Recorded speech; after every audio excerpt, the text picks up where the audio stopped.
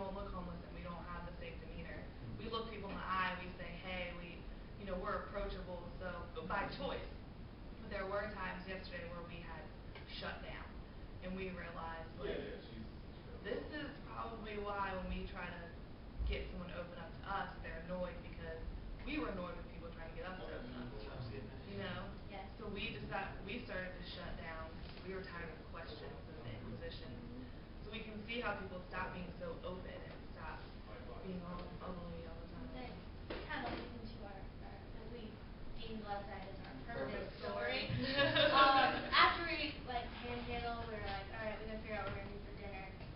We didn't want to spend more money because we already paid for lunch, and then so we went back to Church of the Epiphany again.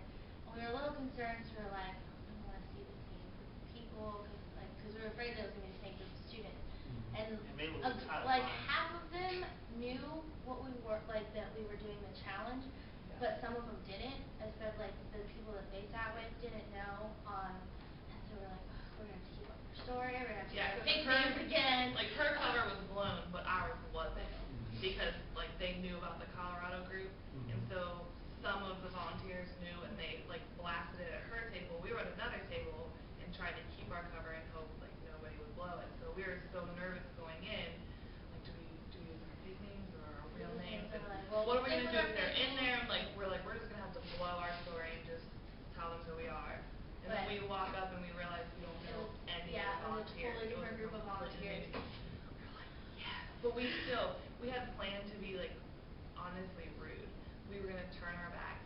We were tired of answering questions. We were just exhausted, and we didn't want to be bothered because they get so personal. And I don't know that that's right. Why don't you ask us questions about sports or music or something that we have in common as opposed to everything that sets us apart, And it was just annoying. But we sat at the same table. We were interspersed with the other volunteers, but it was just us and 4 volunteers, I guess. It was 3 students and 1 other faculty member, so to say. And we just the questions started, of course, and then how'd you do here? I know we were kind of annoyed, and so we started throwing questions back at them. Mike started it. Yeah, Mike was really quiet.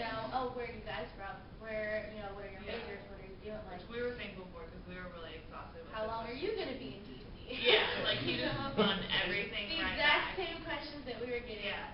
And I don't know, we ended up having a conversation that they got up to go to get our food or whatever. And and we started talking about how it was weird, because we had the commonality of being college students, that's how we explained that we knew each other. We met up in Richmond, and we kind of traveled here together because we realized that we're kind of all in the same predicament. And so we're talking to them about, it's really weird, we haven't been here very long, but it's weird being on the other side of the serving line. And I think it kind of hit them this could happen to us.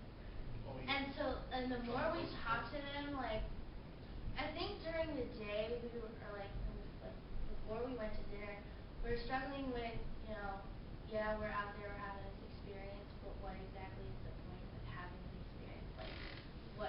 I guess then that's where we, go with the purpose thing. But the more we talk to these people, and talking to them made them more aware of stuff, and I think that's what the experience was more about. Let me Yeah, go ahead. Can I jump in on that right there? Well, one of the things that we did was we took some things that we learned.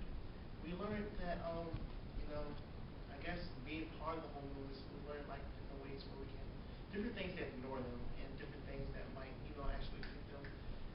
We were ignored plenty of times in the park. So we things that annoyed us in one day. Imagine going weeks or year or something.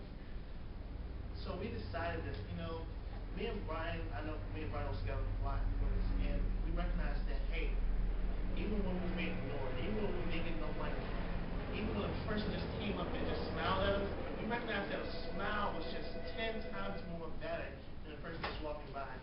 I would rather somebody smile at me any day than just not do nothing at all. Like he said, being part of the invisible society, the feel as if they didn't have to look at you or whatever.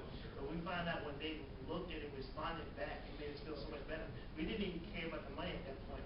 So we figured that after 2 days, if this can make us feel really good, imagine for somebody out there on the streets that nobody looks at or smile. So that's one of the things we suggested to them.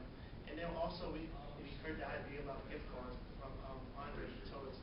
And If he you're said, hesitant about giving money, give a gift card, give food, give something. Yeah, like give McDonald's a card now, keep him around, hand those out and be skeptical about how they're gonna play. so pretty much there's no reason why we should not give. It's just our methods of giving. And also, one thing he kept stressing to us, stressing, that for us to know is that once we give something to somebody, after we hand it off to them, it's a gift. What happens after that point is none of our business. We don't know what God's plan with that money is. We don't know what's going to happen after that point. If he go buy his beer, that's on his own. But after we get that money, we're supposed to let that money go and move on. And that's one of the biggest points that I've really caught from that was it's a gift. Yeah, we kind of got that because we were like, we hated begging out there, like, we felt bad because people were giving them money, and we didn't want them to be like, if we told them, what would that actually help with, would that decrease the value of what they did, and, it doesn't. One of the things I'm sorry for keeping We learned a lot from Andre. Speak pretty soon. Yeah. You can interject at any time. And then we're gonna put the camera over here and video you. But one of the things another thing I got from him was, you just don't know, like, we was all afraid of getting money from someone, being fake out there. But what he explained to us was really, we might be just opening doors for somebody else. Like us collecting money today and they see our gratitude, how much we appreciate it, will make them want to maybe go back for a second time and like, hey, let me try this again and see if I might get to the same response for someone else. Just like opening doors. And even though our money kept giving, what that person might still keep giving. So that's just more people being blessed later on. So that's one of the things they point out to us. So don't be afraid to take the money. So this is all the stuff that we told the volunteers. Yeah. And it was funny to see the change of seeing us as homeless people to seeing us as peers. It's kind of like leveled, like you could just feel it, like Yeah. leveling out, and then we ended up like we were eating dessert and we started playing cards. We were sitting down. Yeah. I taught them how to play Skip-Bo. Yeah, and then they were like, thanks for hanging out with us. Like instead of Yeah. being volunteers and the served, it was because we connected on things like, yeah, we were in college, we went Talked to about Jersey concerts, Shore. we watched the same TV shows, and now we don't have anything, and we finally like felt that purpose of like, because we were getting this experience, but how are we going to make a difference? Well, they don't have that experience because they're being the volunteers, and instead of seeing all the disconnects, like finding that connection where, instead of all of the poor homeless people, like, wow, that could be me, student loans, your parents cut you off, anything could happen, and that could be you. You want to tell me about your conversation with Jess? So Jess is the faculty member. She's the professor up at one of the schools that was volunteering, and our part of our whole alias was and I think it's true anyway, that I'm the oldest. And so she turned around to me and started asking me where we're going from here, what's the plan, are we staying in a shelter, how is it, all that stuff.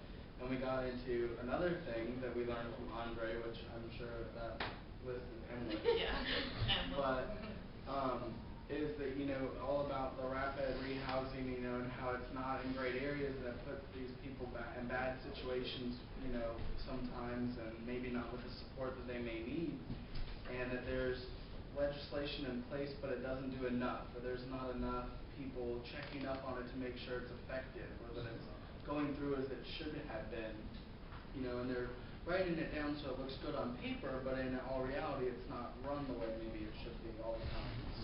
And she said that she had met with their legislator that day, and it was basically a waste of time. And I said, it takes, you guys bothering him and writing letters and calling, to make a change and letting him know, this is something that we're concerned about. You need to look at this, in our district and here and everywhere, to make a change. She said when she gets back to her college, she's going to talk to all our faculty members and have them write the legislature and everything.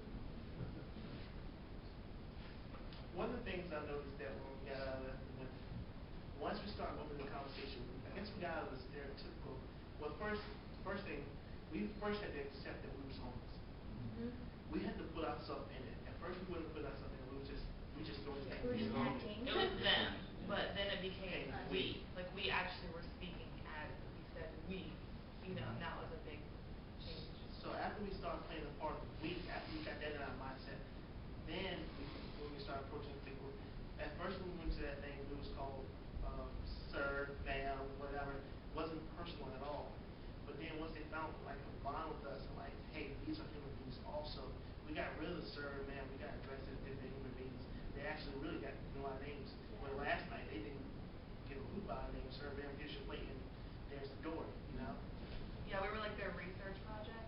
Like because we went 2 nights in a row, so the first night we were like their research projects, and it was like they just wanted answers, pictures, like for their article. You know what I mean? That's what it seemed like. But these people seemed to care, and they weren't as like invasive. You know, what we told them was because we felt comfortable because they cared about more than our homeless status. Well, and I'm sorry. One of the girls who was serving was actually going through a real similar situation. I guess in respect, her parents had this other house they said before their house that she's grown up in her whole life, and they've had to move to a much smaller apartment. They had to tell her that they can't pay for her college anymore. She had to take out her first loan. You know, so I think that touched home for her too. You know, that she realized how lucky she is that they're not on the street. You know, dealing with this problem. That they were fortunate enough to be able to get into an apartment, but that they were probably a few inches away from being in that position. And I think that really opened her eyes to it too. Andre, your reflections on It's just outstanding. I mean, that's the whole, like I explained last night, that's the whole purpose of the project. Is not just to go ahead and give you insight into homelessness, but to have you become advocates of the issue, to put another fresh face on the issue, and to take it back to your locality, to go ahead and find out the services in your hometown, in your jurisdiction. And go ahead and bug your legislatures. Don't just go ahead and write them at the office. If they got a ribbon cutting ceremony, go down there with a bat. I mean, and I just thank y'all, man. Y'all just outstanding.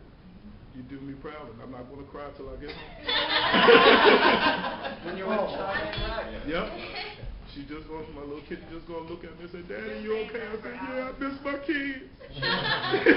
She'll crawl under your shoe to say hello. I'm not gonna cry. I'm not gonna cry all night. Cause every time we got together, we'd have like this big.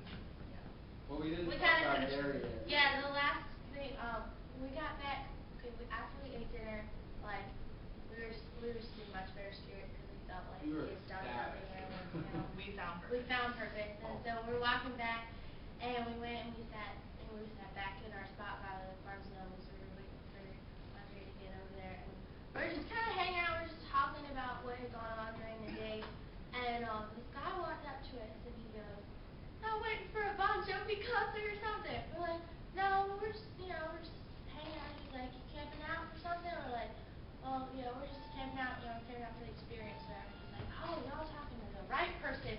And he started talking to us about, how he was homeless and he is an advocate for help, and he said, "I knew I went this way, or God had me go this way for a reason. God put you guys right there." And He he started started crying in front of us. We had barely said like We didn't say anything. much. We introduced introduced ourselves, and Say hello. he was just talking to us, and he was it was pretty. Can you remember his first name? It It was was Gary Wolf. Gary Wolf. Yeah. Well, we weren't. He said he was struggling with things.